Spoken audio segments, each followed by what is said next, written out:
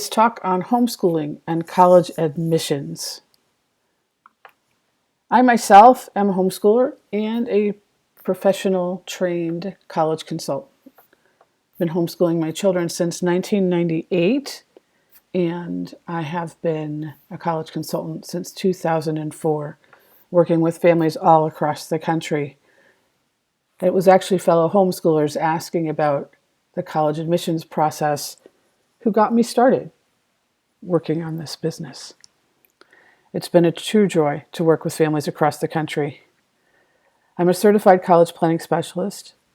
As an undergrad, I studied engineering at Northwestern University, and then I got a master's degree in theology, which was what I really wanted to do. And that situation of being really pushed to go in a direction that I could do, but really wasn't what I wanted to do, is part of why I do this work. I want students to really get to know themselves and be able to articulate what they want to do and who they are and move forward with that. I've written a number of books, college guides, general guide to parents looking for college planning and knowing the different certifications and training and price points and all of that kind of thing. All of those are available on Amazon. So let's dive right in. As homeschoolers, we approach admissions a little bit differently. But admissions is still looking for challenging courses, excellent grades, great test scores, and meeting specific requirements, because certain colleges and particular majors will sometimes have requirements about which classes are taken in high school. And so they want everybody to have 2 years of foreign language or 4 years of foreign language or a year of calculus or whatever else their requirement might be. So that's what that's talking about. And the only way to know that is to go look at the admissions page for the universities you're considering and make sure that you check for the major, the college, and the major inside the university. Record keeping is going to be a big deal. So from the first class in high school all the way through, we want to keep track of the books that our kids are reading. For every class, we want to track the course provider, the teacher, their credentials, the texts that are used, and the books that our kids are reading outside of class, as well as the ones they are reading inside class. 2 separate lists. And I suggest that you save sample papers, especially excellent papers, because some of the colleges are asking for those or allowing the option of submitting those. And of course, if we don't save them, we won't have them. So keep some graded papers that are excellent. And the first one, which I didn't address, is requirements of desired schools. You will find at many schools these days that they have a little bit of extra information for homeschoolers. Sometimes they don't, but sometimes they do.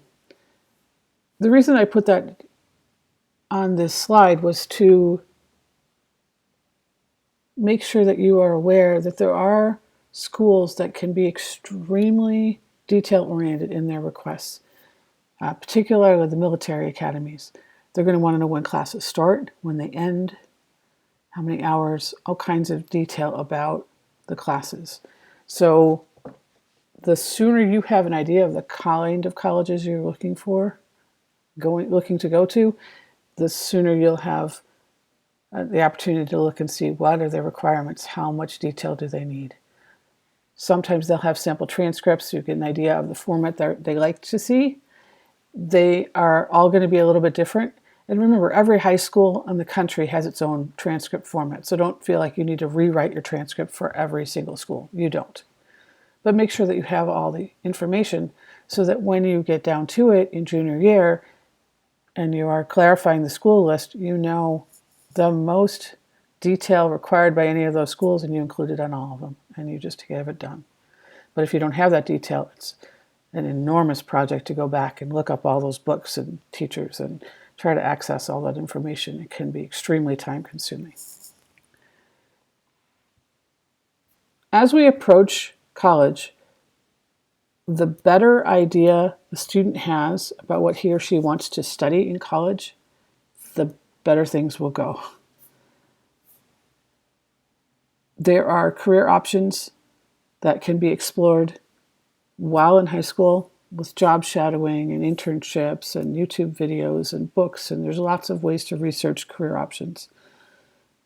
Flowing from that demonstrated interest, we're maybe taking extra classes, we're doing things over the summer, we're having jobs or volunteering or other things that we're doing to demonstrate our interest, which is also, on the student side, exploring the interest. Do I really want to do this? Is this what I think it is?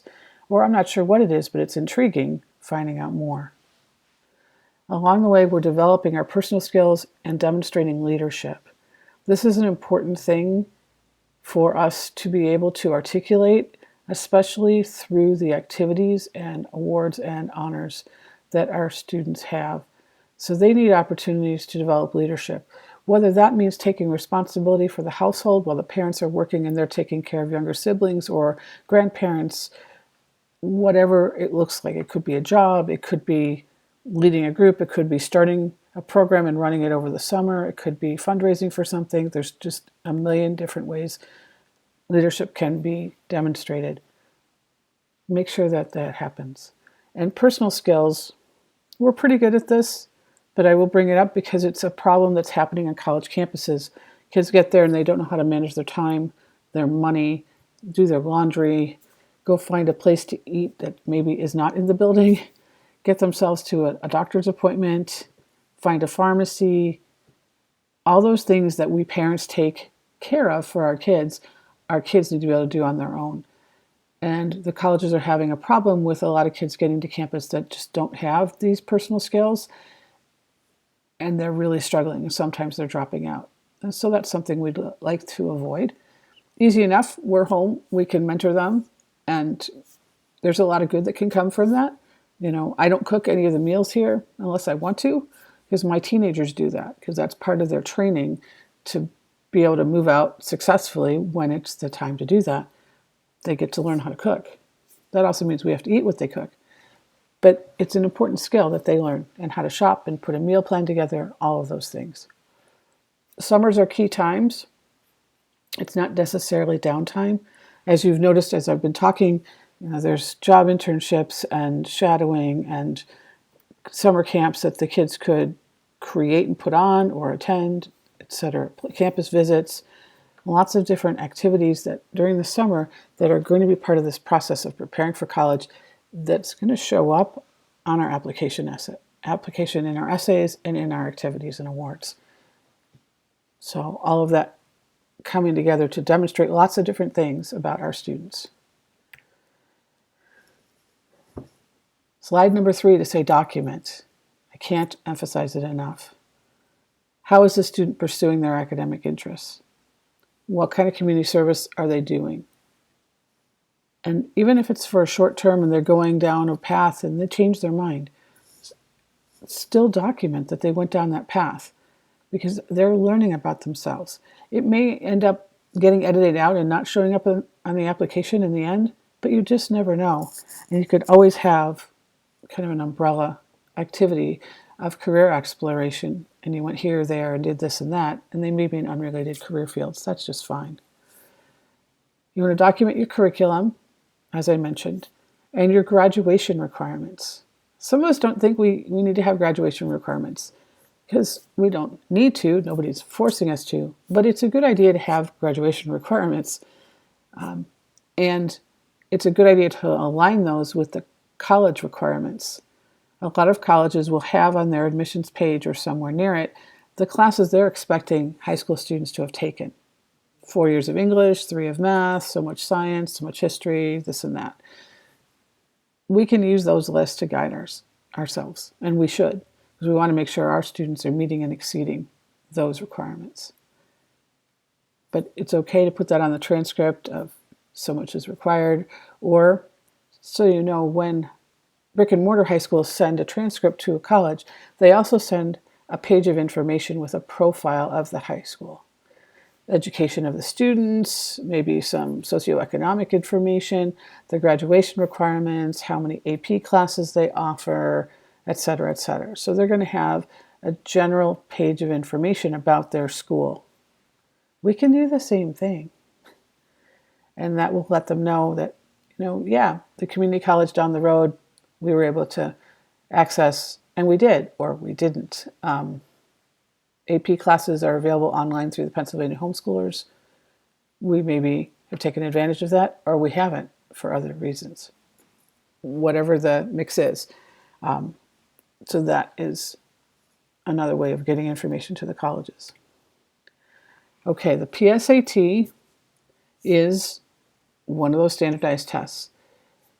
They have revised it, and you can take it in 8th grade or 9th grade. You can take it in sophomore year, and you can take it in junior year. The 8th and 9th grade version and 10th grade version are slimmed down a little bit. The academic expectations are not as high because they're not expecting that the students have had all the classes they've had by the time they take it in October of junior year. The freshman and sophomore versions of the test are for your information and for the student to have the opportunity to practice. The PSAT is only given at brick and mortar schools. So you have to work with your local school. And I suggest that you contact them in August and find the testing coordinator and do that immediately and pursue that person. Your public school is not required to let your student on their campus. Many will, some will not. If not, go find the local private schools. But sign up. There's a fee. Sometimes the schools will charge an extra fee for the extra bother, apparently, of having our kids come on their campuses. But sometimes they make IDs and they do other things, so they do incur extra costs. The PSAT taken in October of the junior year is the National Merit Scholarship qualifying test. This is one scholarship system. It's a cluster of scholarships. Some of them are provided by community members. Some of them are provided by colleges themselves. It's very well known, mostly because it's tied into the PSAT. If you do score in the top 10% of the students who took the test in your state, then you'll become a semifinalist. After that, they will want to see transcripts. You'll need to take an SAT to also score high on to sort of validate your PSAT score. / it's a marketing thing in part, so they get to have you take another test. And then you can be a National Merit finalist, which can mean a hill of beans, woohoo, or it can mean a full ride, depending on the school and the situation. So there's a whole process. They will walk you through it, but that is what that is. The PSAT scores are typically the first nationalized scores students see, so they can see that, oh, I'm 50th percentile in math across the country, or I'm 85th, or wherever I am. My scores correlate to this kind of SAT score, which is a very helpful piece of data when you're looking for colleges and you're starting to put that list together and you want to know academic fit, where am I? So course requirements, as I mentioned, you're going to want to check with each university you're considering and the college and by the major. Some schools make this super easy to find and it's all together on admissions. Other schools, it's really not. And so I strongly encourage you to check not just the university admissions page, but go to the major and see if there are requirements. A lot of obvious ones or common ones are like engineering schools, anything in the fine arts. Those two tend to have extra requirements or special requirements. We're expecting so many lab sciences, so much math. We're expecting certain visual and performing arts courses, and they are going to potentially have other requirements as well as far as portfolios or auditions and that kind of thing. So research is a big part of this whole process.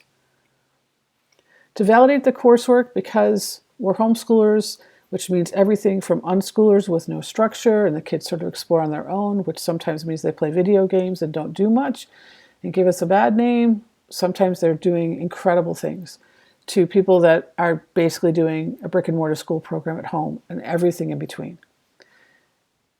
They don't know anything about us. And your family is different from your friends, which is different from mine, which is different from, and my family is different from this child than it was for the first child. So it's understandable that the colleges would want some kind of testing scores, something that they are familiar with, that are nationalized, to give context for the work we're doing and the grades we're giving. Because it's easy enough to think that, oh, well, you're the parent, you could just give your kid all A's. And we can. There's nobody overseeing us. We can do that. It's not the right thing to do. Unless our child has earned the A's, we should not give the A's. But because we can, it's a reasonable expectation. So it's annoying to some, but it is understandable, I would hope. So one of the ways to validate coursework are SAT subject tests. I do not recommend taking these unless any of the schools your child is considering applying to even recommends them. If they recommend them, anything recommended by college for admissions means it's required, but there's an out for the kids who don't have access. They live, 16 hours away on a farm, or they can't afford it. Other than that, they're expecting it. So these tests are an hour long per subject. You can take up to 3 on any SAT test date. You can take these at the same site at the national SAT tests. You cannot take an SAT and an SAT subject test on the same day, but you can take up to 3 subject tests on any SAT exam day. And each of them are an hour long. There's a lot of information on the College Board breaking down what all of these are, what's covered by all of them. Math level 1 is pretty much not used by much of anybody, but it exists. Just so you're aware, you're going to want your student to take Math 2 if they are going to be doing a math subject test. Okay, then we have the AP courses and tests. As I mentioned earlier, the Pennsylvania homeschoolers offer all of the AP courses to homeschooled families online. These are all the subjects currently offered. This is another product by the College Board. Any AP class is approved by the College Board to be within their guidelines. The AP tests are given in May, and all of the AP tests in a given subject are on the same date and the same time. They are given at brick and mortar schools only. So again, we have to work with that testing coordinator, and we need to do that very early in the year. They are ordering the tests and making commitments in October and November to take these tests in May. They are what they are. The colleges will appreciate seeing the scores to validate the level of rigor in the coursework. They can also then roll these to the registrar's office after you've decided to attend their school, and will accept some of them for college credit. That determination is done by every single school, and it can change every year because it's up to the school. And so a math department, say, or a biology department can change their policy. And so then for last year, maybe they took it and this year they don't, or they want a higher score, whatever it is. You will see the really selective schools, they're going to want to see 5s on these, and they probably aren't going to give any credit. That just is what it is. Those are very selective schools. Everybody gets to make their own rules. So the more popular you are, the more stringent you can make your rules. CLEP exams is another way to approach validating coursework. The AP tests, the SAT, the ACT are all Common Core aligned, which for some of us, not an issue. For others of us, is a deal breaker. So the CLEP exams are college equivalency tests. So these are equivalent to college courses as opposed to the high school curriculum. So these are not Common Core aligned. They're also offered by the College Board. On the CLEP page on the College Board website, they do list colleges across the country who accept CLEP scores. The AP, they do not list it. You have to go to the colleges. Not quite sure why that is not consistent between those two. But CLEP is pretty widely accepted. And as I said, these are college equivalency. So you can get credit for these. Admissions never asks for them, but they will look at these scores and they understand what they are. But for whatever reason, they never ask for them. And these will, again, get sent to the registrar's office if you matriculate at that school, and you will get whatever credit their policy allows you to get. If they accept them, you're more likely to get credit from a CLEP exam than from an AP exam. And both of these exams run about $85 per subject. CLEP exams you can take anytime at a number of testing sites all year long, summer, any time of the year, and they're online. These are on computer. The AP tests, like the SAT and ACT, are on paper still. So that's that. And you'll see the subjects are a little bit different, and we've got some breakouts as far as historical periods and that kind of thing that are a little different over here. The last set of tests that we can use to validate our coursework are the DSST tests. These are at getcollegecredit.com.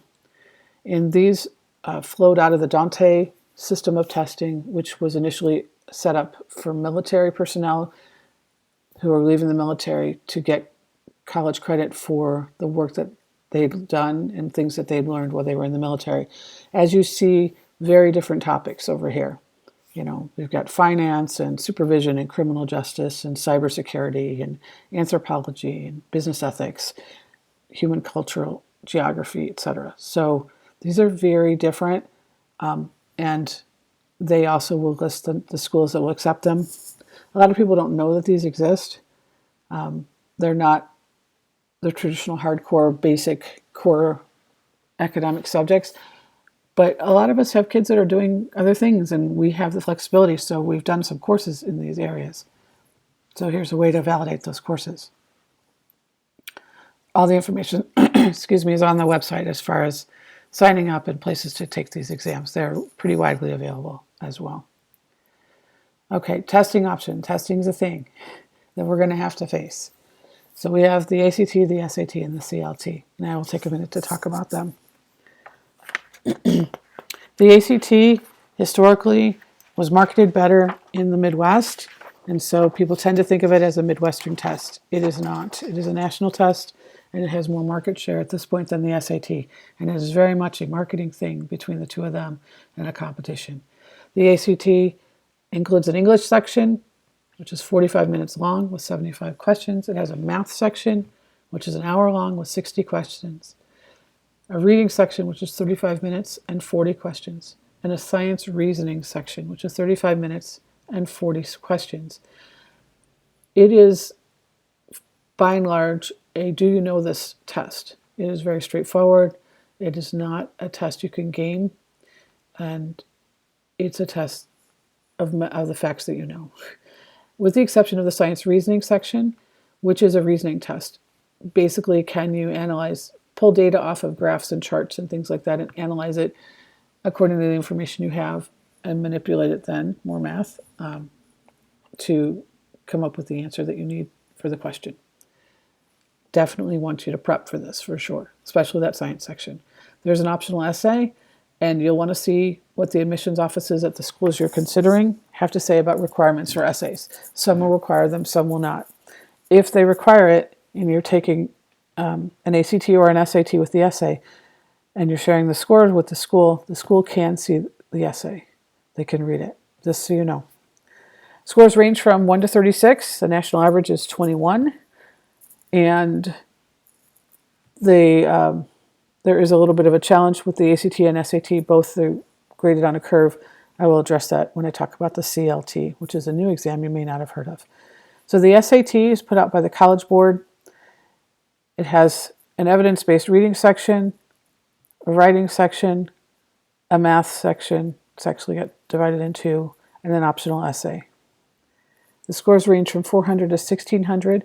There's a little bit more time per question in the math section here than there is on the ACT. The ACT, as you may recall, was 60 minutes, 60 questions. Here we've got 80 minutes, 58 questions. So it's a different setup on the math. For some people, that's wonderful news. The national average is 1050. And as I said, the essay, whether it's required or not. The ACT and SAT, whether the essay is required or not is something you'll need to find out from the admissions offices. And the ACT and SAT are accepted at all the colleges and universities. And we will talk about test optional schools when we're done with talking about testing. Okay, the CLT is a fairly new exam. It's been around for the past 5 years-ish. It has a verbal reasoning section and a math section. There's a grammar and writing section and an optional essay. The score ranges from 1 to 120, and the national average is about 68. They're still working on that because they don't have that many years of data. This test is harder than the ACT and SAT, at least especially in the math section. And so we have our savvy kids who are doing really well because the SAT and ACT are both graded and then curved. And so we have a lot more perfect scores these days than we used to. And so the really smart kids who are getting those 35s and 36s and the 1550s and 1600s, some of them are starting to figure out to take the CLT because I think 116 is equivalent to a 36 or 1600, so they can actually do better on this test. At this time of recording in late February of 2020, nobody's gotten a perfect score on the CLT yet. So the challenge is out there. There's lots of scholarships tied to this, and the material that is covered, especially in the literature section, is more classical based. It's not all Christian. There is pagan and Muslim authors also included in the group of authors they draw texts from, but it is more of a classical approach as far as choosing the literature. You're not going to get any modern philosophical twists of thought in these texts. So if you're doing a classical curriculum, likely your student will have studied some of the texts that they're going to find on the test. Okay, on to test optional. We have over 1,000 of the colleges and universities, so almost a third of them in the country, are going test optional. There are a few schools that are, I'm not sure what the phrase they're using, but they don't accept the test scores at all. They will not look at them. Most of them will look at them if you send them. This can be helpful for some students who do not test well, but be aware that most of the scholarship money at those colleges is still tied to test scores. Historically, that's the way it was set up, and once somebody bequeaths money for a scholarship and they set up the parameters around that, that is what it is. So if the school later goes test optional, they can't change those qualifications for the scholarships. Fairtest.org has a great listing of all of the colleges and universities that have gone test optional. It's a very helpful place to get more information about this option. They are largely reasoning that the data does not show, the studies do not show that high test scores correlate necessarily to college success. And so that's the basic rationale. So for all of you who are not fans of testing, there's a lot of people in your camp. So dual enrollment is something that many of us will participate in to challenge our students and give them the opportunity to earn college credit while they're in high school. In many places, the tuition is waived for high school students. In some cases, people earn their high school diploma and get an associate's degree at the same time. This option also offers students the opportunity to develop a field of interest, particularly in areas like the fine arts and performing arts where you need a group for an orchestra, say, or a dance troupe or things like that, or lots of lab facilities for the sciences. You don't have to try and figure out how to create a dance troupe out of your family. You can join the one at the college and take classes there. That sort of thing is an option by doing this. It can be very helpful in that regard. At the same time, we have to be aware that this is a college campus, and the behaviors and kinds of conversations that happen there are those that happen there. For our very young but very bright students, a lot of times there are requirements about parents accompanying their children or getting permission of the professor, that sort of thing. So be aware of that. You'll want to do the research ahead of time and allow yourself time if you do need to make an appointment with the professor for your child to meet with the professor and impress on him or her that your child has the maturity to handle sitting in a class with a bunch of kids much older. You will apply as a first-year student. You'll want to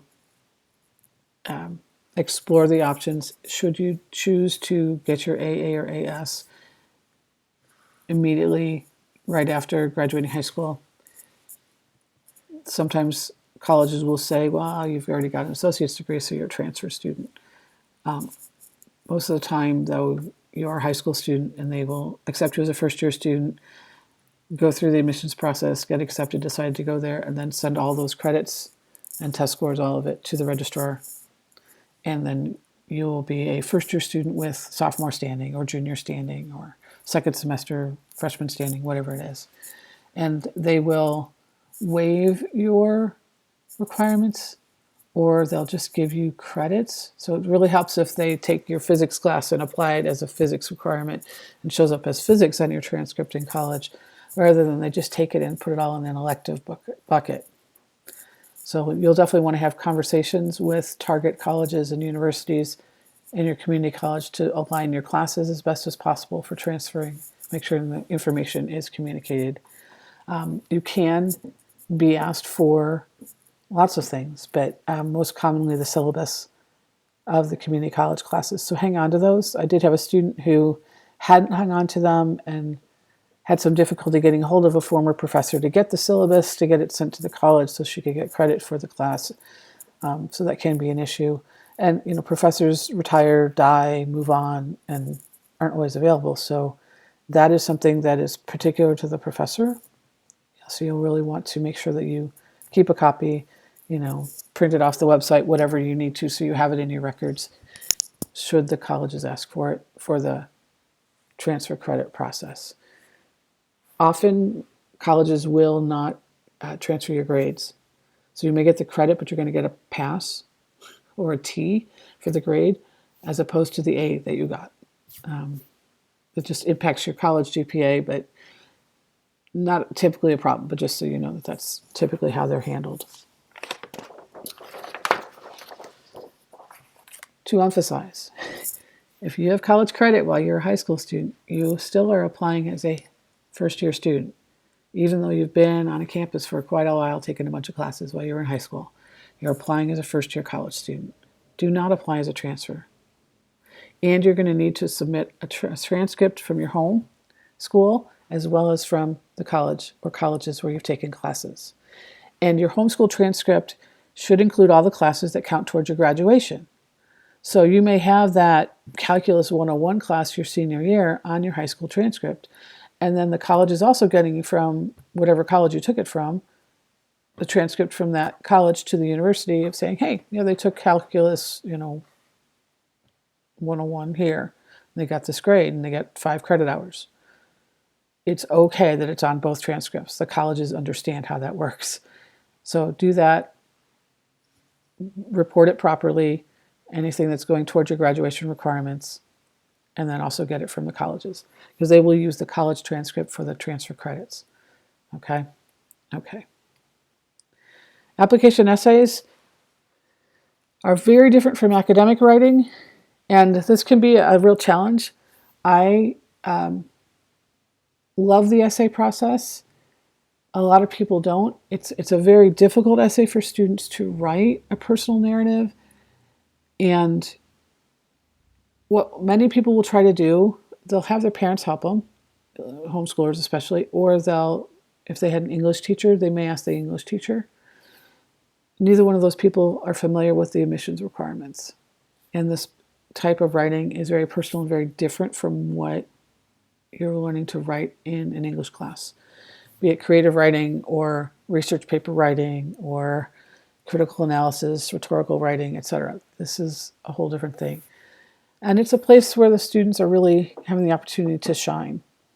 So it's important to get support for this from someone who's familiar with the college application essay and what admissions is requiring and looking for and how to stand out and different modalities for that. So I actually have another talk on that topic to get you started. It's something that I am available to help with. And if that's all you want me to help with, I can do that too. So definitely consider that. One of the biggest problems with parents, just so you know, because I have the same problem with my own children, is that a lot of times the kids are telling stories or relating incidents in their life. We're familiar with that. We've already heard about it. We were there perhaps. So we fill in the gaps. And we don't notice that to an outsider, it doesn't make sense. It's not coherent or it's missing some significant details because we just fill them in because we were there. That's one of the aspects that can be a problem. There are others. It's a very personal essay. It's a exploration. It can require some daring or courage because your student is kind of naming and claiming, so to speak, their future and what they want to do. And being able to do that, sometimes kids are great at can do that with their parents, and other times it's still a new thing and they aren't quite ready to share at that level yet. They want to explore it first and get it more solid inside themselves before they're sharing with the most important people in their lives. So just some things to consider as you are moving forward. Lastly, be not afraid to call the admissions office with questions. This is typically the job of the high school counselor, but that's us when we're the parent homeschooler. Ask for help, let them know you homeschool. You don't have to give the student's name if you've got questions. Sometimes they will want to make a note of whatever you're saying and it makes sense and that would be helpful for their file. Other times you just have a question and you just can be, we're interested. You don't have to share that information. But ask. It's okay to talk to them. And know that oftentimes it's a student work study person who's answering the phone. That person may or may not know what's really going on and what the right answer is. So I would push past them to the actual admissions representative for your region of the country, or the homeschool rep, or somebody more senior to the person who's answering the phone, to make sure you're getting the correct information. And I would definitely do due diligence. So I'm calling and I'm asking about my transcript or whatever I'm asking about. And then I would get the person's name, email, their phone number if they've got a direct line. And then I would email afterwards saying, hey, just spoke with you. I'm a homeschool mom, blah, blah, blah. Really appreciate your time. Want to confirm that I understood this properly, that you're saying that we need to do whatever it is they said you need to do. Thank you so very much, blah, blah, blah. And it's from the parent and the parent's email. So they don't necessarily correlate that with a particular student. Just so you're saying. Okay. So it's a lot. But there's hope. You don't have to do it all alone. I would be very happy to work with you. I've been working with homeschoolers since I started doing this work in 2004. I focus on student preparation, savvy college selection based on the criteria of your family, the needs of your student, learning styles and majors and all sorts of things, and then abundant funding, both need-based and scholarships and from the colleges. So putting all that together, we call it college success. I have various ways that I help families.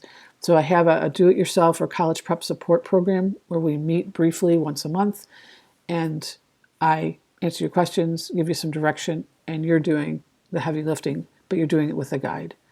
I have full-service college prep consulting. We meet one-on-one with your student at least once a month, more often when it's needed, and walk them through every step of the whole process. I have a la carte services like helping with the essays, like helping with transcripts. And then I offer discounted test prep to everyone.